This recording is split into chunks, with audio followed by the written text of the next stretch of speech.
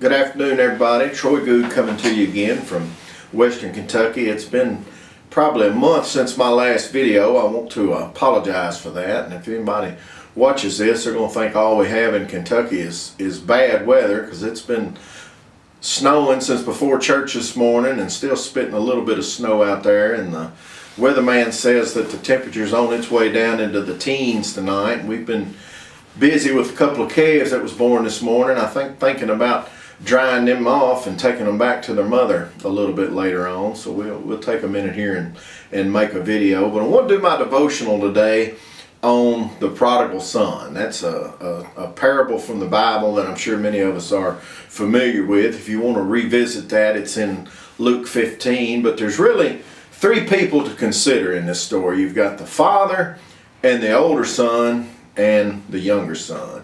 And the younger son wants his half of the inheritance.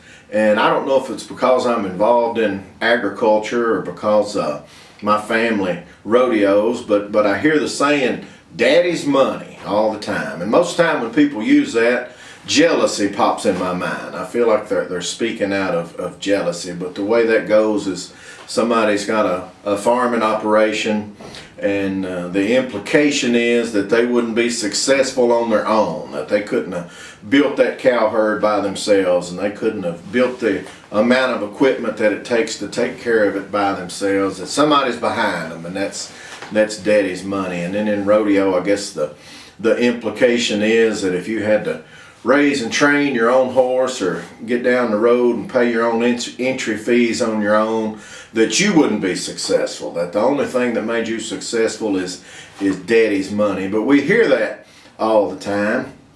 But this is honestly a case of daddy's money. This young man, the youngest son, as a matter of fact, he wants half of daddy's money. And just the thought of that as a farmer, it tells me that this young man doesn't understand what's going on in his own home. Nothing on this place is an asset. I'm sure a politician or a banker or an accountant would disagree with that, but nothing here do I assign a monetary value to. But everything here helps us make it, helps us get through, helps us make a living. And when this young man wants that for himself, and especially when he wants it for himself before his father has passed away, it sends off bells and whistles for me. But anyway, his father concedes and goes ahead and gives him his half of the inheritance, and he goes out in the world. And of course, John warns us about the world, that we shouldn't be a friend of the world. But this young man goes on out and he tastes everything that the world has to offer. And when the money runs out, the good time runs out, and the friends run out, and there's a drought in the land, a famine in the land, he's had to resort to working for someone else. And one day while he's feeding the hogs, he says to himself, you know, I'm tempted by what these hogs are rooting around here to get. You know, these husks are better than what I'm eating. In fact, he's probably to the point of starving in the middle of this famine. And he says that my own father's servants are taken better care of than me. So he decides to go home. And as he approaches home, and the scriptures tell us he's still a long way off, his father sees him, and his father runs to him, and he welcomes him back. And the son is overwhelmed by that. He says, you know, I'm not worthy of being your son. Just let me work here. Just let me be a hired hand. And his father says, no, we're taking you back in full force. He gets a robe for his back, and sandals for his feet, and I believe a ring for his finger. And he tells the servants to go get the fatted calf and slaughter it, that they're going to have a party now that this young man has come home. And when his older brother hears about this, he's jealous.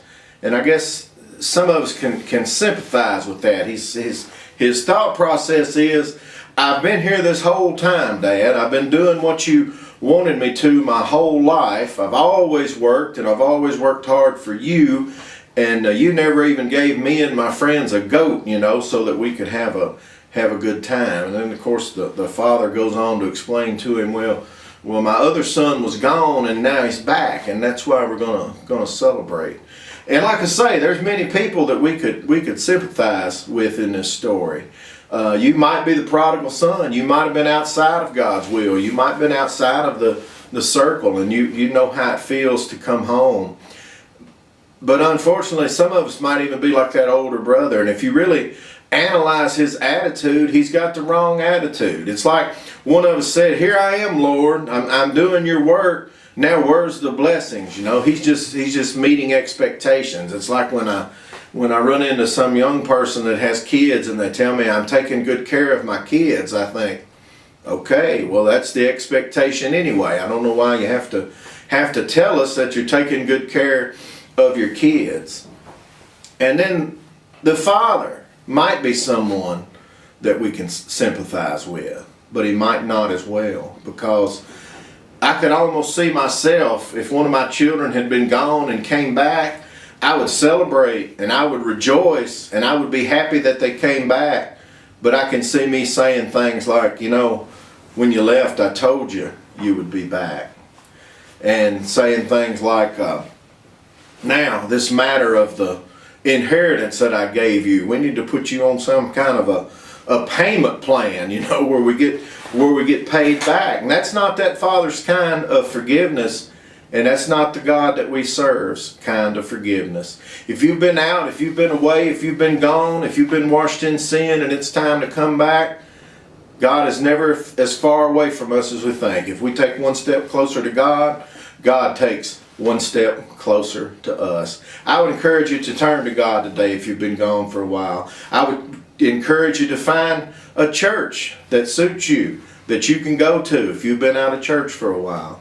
And I'll be preaching over at Murray again this Sunday. If anybody wants to stop by over there, we'd be glad to have you. And then there's always Cowboy Church at the Christian County Cowboy Church every Sunday morning at 10 o'clock. Thank you.